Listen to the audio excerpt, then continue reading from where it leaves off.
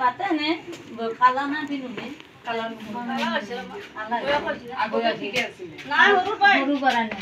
মা ধুকাকাল না বাবা ধুকাকাল বনি ধুকাকাল এতিয়া গম পাইছে নে আছে বুলি মানুহ গম বানা ক'বা লাগিব মানে মানুহ থাকিলে গম নাপায় আৰু দিয়ক পাৰিলে ঠিক আছে নেকি আত্মসহায়ক গোটৰ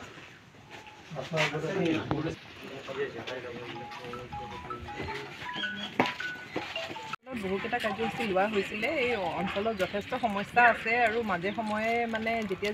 যি আমাৰ আঁচনি সম্ভৱ হয় আমি ধৰি আহিছোঁ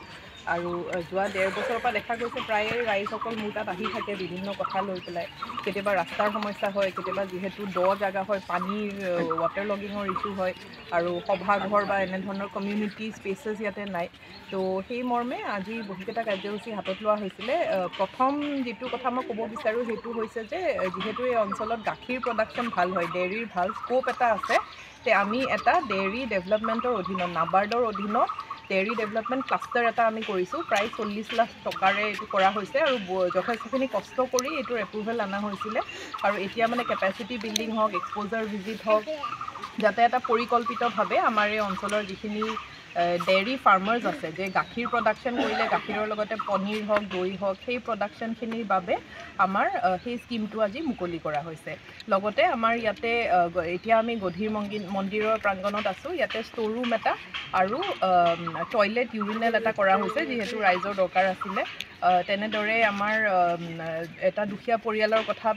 নিউজে পাতি আহিছিলে সেইটো গম পোৱাৰ পিছত আমাৰ বিডিঅ' ডাঙৰীয়া নিজেই আগভাগ লৈ পেলাই তালৈকে গৈছিলে আৰু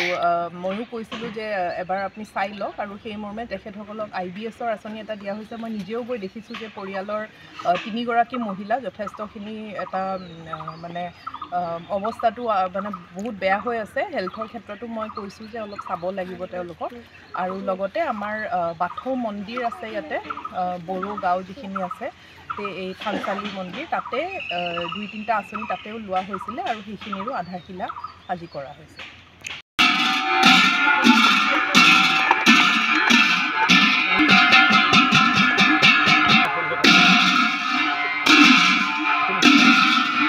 গুৱাহাটীলৈ সময়ও কম লাগে আচলতে চাবলৈ গ'লে ওচৰ হয় গুৱাহাটীতকৈ আৰু যিটো গাখীৰৰ সোৱাদ কিন্তু আৰু আমাৰ DDMক ধন্যবাদ জ্ঞাপন কৰিব লাগিব